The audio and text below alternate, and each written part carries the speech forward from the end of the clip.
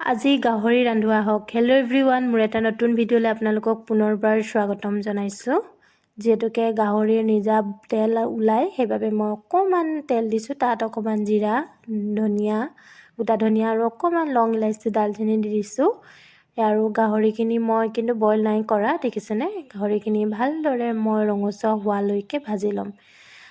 কোনে কোনে বাৰু গাহৰি খাই ভাল পায় জনাব। আৰু গাহৰি খাই বিৰাটেই ভাল লাগে আৰু এনেধৰণে বনাই খাই চাবচোন, একেবাৰে ইজি হয়। আৰু ইয়াত দেখিছেনে গাহৰিখিনি মই ভালদৰে ফ্ৰাই হৈ যোৱাৰ পাছত ইয়াত দেখিছেনে ৰঙচুৱাকৈ ভাজি লৈছোঁ। গাহৰিৰ পৰাও তেল ওলাই আহিছে। ইয়াত আপোনালোকে বাৰু খাই ভাল পায়নে? আৰু যিসকলে নাখায় ভিডিঅ'টো স্কিপ কৰিব দেই, যিহেতু এয়া গাহৰি বহুতে বেয়াও পায়। এয়া দেখিছেনে মই পিঁয়াজ সৰু সৰুকৈ কাটি দি দিছোঁ। পিঁয়াজখিনি ভালদৰে ভাজি লৈছোঁ ইয়াত। আৰু গাহৰিখিনি মানে তেলতে ভাজি লৈছোঁ ৰঙচুৱা হোৱালৈকে। ইয়াত ধুনীয়াকৈ দেখিব পাৰিছে চাগে, তেলো ওলাই আহিছে।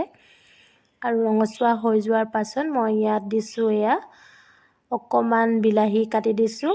বিলাহীখিনি ভালদৰে অকণমান ভাজি হোৱাৰ পাছত ইয়াত হালধি, অকণমান জিৰা ধনিয়া গুড়ি আৰু অকণমান কাশ্মীৰী ৰেড চিলি দি দিছোঁ, দেখিছেনে? সেয়া আৰু সোৱাদ অনুসৰি নিমখ দি এইখিনি ঢাকি 10-15 মিনিটমান আৰু ভাজি ল'ম। আৰু অকণমান আদা নহৰু দি দিছোঁ ইয়াত, দেখিছেনে? যিহেতু মই জোল নাই কৰা, একেবাৰে ড্ৰাই ফ্ৰাই কৰিম। সেয়া দেখিছেনে, এটা বিহ জলকীয়া দি দিছোঁ। আৰু এনেধৰণে যদি আপোনালোকে খাই চোৱা নাই, এবাৰ খাই যাব, বিৰাটেই সোৱাদ লাগে। আৰু আজি ৰেচিপিটো কেনেকুৱা পালে জনাবলৈ একেবাৰে নাপাহৰিব। যদি মোৰ ভিডিঅ'সমূহ চাই ভাল পায় আপোনালোকে লাইক কমেণ্ট শ্বেয়াৰ কৰি দিব দেই। সেয়া আজিৰ গাহৰি ফ্ৰাই হৈয়ে গৈছে। আৰু মই ইয়াত পানী ব্যৱহাৰ কৰা নাই অকণমানো। একেবাৰে শেষত মই অকণমান কস্তুৰী মেথি দি দিছোঁ, দেখিছেনে? আৰু যদি আপোনালোকৰ ওচৰত নাই, আপোনালোকে ধনিয়া দি দিব পাৰে। আৰু ইয়াত দেখিছেনে ইমান সুন্দৰকৈ তেল ওলাই আহিছে, খাবলৈ বিৰাটেই সোৱাদ লাগে। আৰু যিসকলে বনাই নাই খোৱা, এনেধৰণে এবাৰ ৰান্ধি খাই চাব। আৰু আজি দুপৰীয়া থালখনো আপোনালোকক দেখুৱাই দিওঁ। আৰু দুপৰীয়া আছিলে বইল দালি কণবিলাহী দি, আৰু এয়া গাহৰি মাংস ফ্ৰাই আৰু আলু পিটিকা আৰু এটা বিহ জলকীয়া।